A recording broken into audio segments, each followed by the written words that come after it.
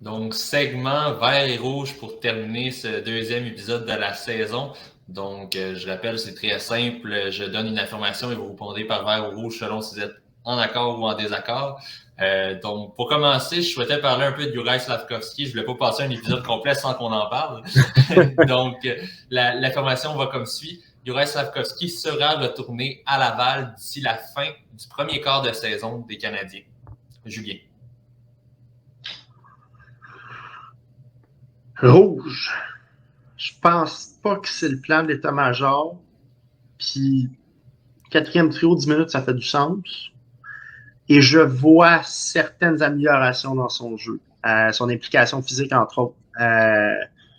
Plutôt que de freiner puis revenir en patinant, en faisant un peu de patinage artistique, là, il fait vraiment plus du nord-sud. Va finir sa mise en échec, freine, repart de l'autre côté. Un peu justement ce que Marc-Antoine disait qu'il fallait qu'il fasse plus. Moi, tu vois, je l'ai vu dans les derniers matchs. Aller finir ses mises en échec en zone offensive sur le forecheck. Donc, moi, je vais dire rouge. Je pense qu'il va continuer à s'améliorer. C'est un gars intelligent qui commence tranquillement, pas vite, à comprendre comment ça marche dans la Ligue nationale. Marc-Antoine, tu l'as analysé la semaine dernière, donc ton choix. Moi, en fait, ma question, c'est est-ce que c'est ce que je souhaite ou ce que je pense que le Canadien va faire? Est-ce que tu penses qu'il va arriver? Ce que je pense qu'il va arriver, non, moi aussi, je pense qu'il va rester à Montréal.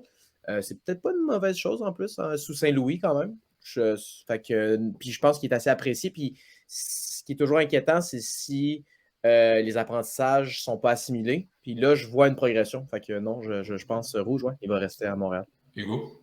Moi, je pense que c'est rouge, mais c'est juste la date. En fait, moi, je pense que ça va être d'ici la première moitié de la saison, on va être capable d'avoir fait un compte-rendu sur le jeu de Slafkovský, prendre une décision sur, en fait, pas son futur avec le club, mais voir aussi un peu comment il se comporte. Aussi, justement, la courbe d'amélioration, on la voit quand même. Là, donc, effectivement, là, c'est un facteur super important là, de son côté. Ça va devoir justement s'il est capable de continuer à s'améliorer ou c'est vraiment comme... C'est de match en match, en fait. Mm-hmm. On va rester dans le Canadien. Ben, j'y vais avec rouge, moi également, en fait, avant de passer au prochain, mais on reste avec le Canadien. Caden Goulet sera finaliste pour le trophée Calder. Hugo, on part avec toi. Rouge, mais je veux vraiment qu'il gagne au moins 5 Coupes Molson. Marc-Antoine?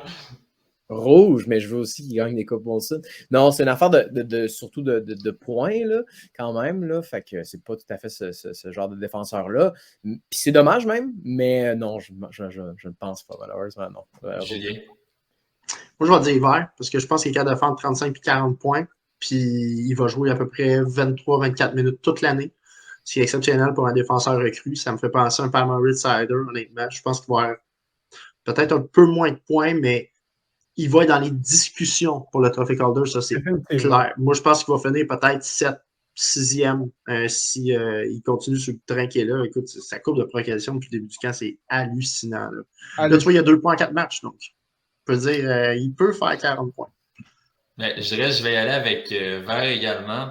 Pour la raison, en fait, j'ai l'impression que cette année, il y a peut-être, je suis allé voir un peu, les recrues, évidemment, il est encore très tôt, là, mais j'avais l'impression qu'il n'y avait pas nécessairement de joueurs qui se démarquaient jusqu'à maintenant de côté recrue. Il y a Matthew Benier qui est un peu en avant de tout le monde déjà, mais sinon, c'est un peu plus ouvert cette année. T'sais, habituellement, il y a quand même 2-3 noms par repêchage. Là, j'ai l'impression que cette année, du repêchage de cette année, il y a seulement Slafkovský et Wright qui ont joué des matchs. Donc déjà, ça fait en sorte qu'il y a moins de recrues pratiquement dans la ligue. Donc, je vais y aller avec vert. Je vais lui donner une chance d'avoir au moins une mention pour le trophée. Ouais. On va continuer un peu avec... On s'éloigne du Canadien, mais on respecte quand même. On va y aller avec les adversaires d'hier, donc les Penguins de Pittsburgh.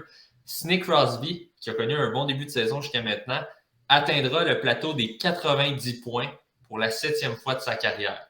L'an dernier, pour vous donner une idée, avait eu 84 points en 69 matchs, donc c'est toujours évidemment les blessures dans son cas.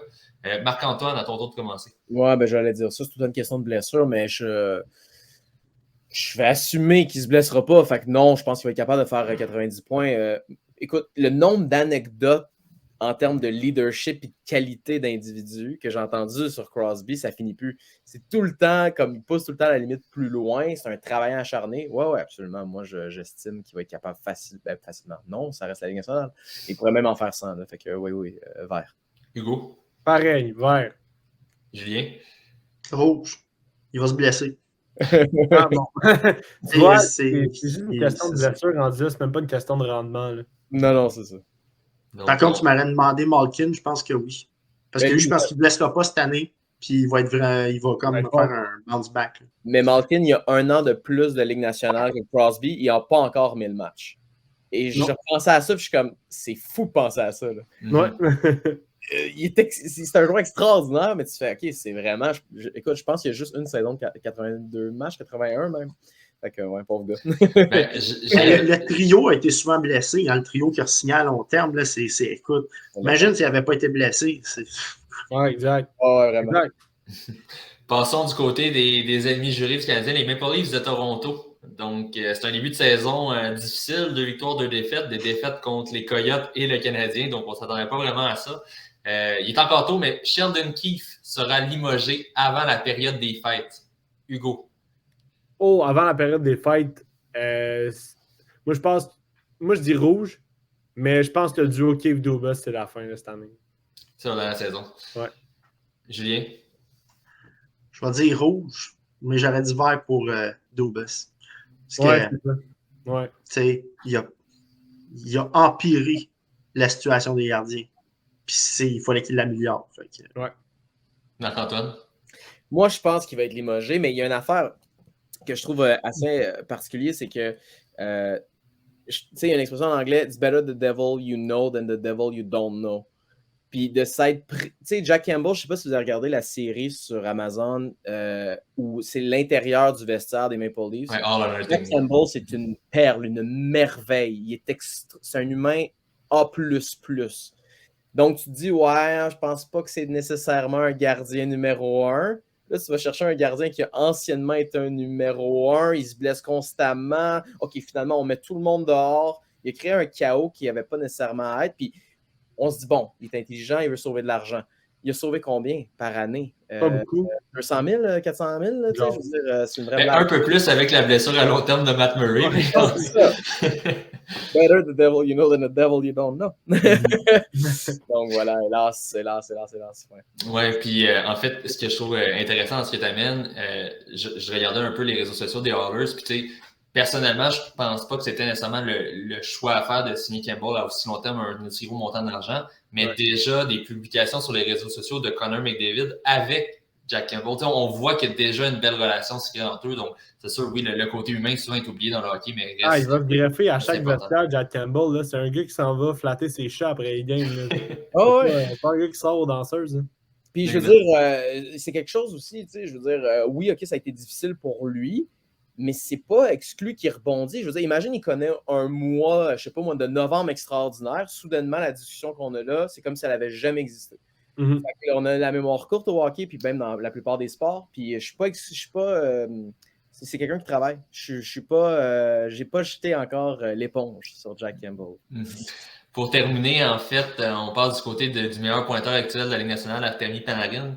Donc, Panarin terminera dans le top 3 des meilleurs pointeurs de la Ligue nationale de hockey à la fin de la saison. Julien? Vert. Marc-Antoine? Vert. Et Hugo? Rouge, top 5. Top 5. Puis, je vais un peu plus loin dans ce cas-ci. Vu que Julien et Marc-Antoine, vous sembliez sûr, Panarin terminera au sommet des pointeurs de la Ligue nationale à la fin de la saison. Je pense pas. Ben, tu demandes à qui? À vous trois. Rouge. Rouge, ouais, moi aussi, rouge. Je pense que McDavid va finir troisième. Ça va récupérer. Ouais, c'est sûr que Draisaitl et McDavid ensemble, c'est difficile à arrêter. Ouais, c'est troisième. Troisième. Ben, moi, je dirais, en fait, pour la première question, j'aurais mis rouge. Donc, je pense que comme Hugo va être dans le top 5, mais oui, McDavid, oui, Draisaitl vont dépasser, mais j'ai l'impression que certains canons offensifs de d'autres équipes, on peut penser même à Matthews, Marner, qui sont un peu ralentis en début de saison. McKinnon. Même McKinnon a quand même un bon début de saison. Donc, évidemment, 82 matchs, c'est long, donc j'ai l'impression que certains joueurs pourraient le rattraper facilement.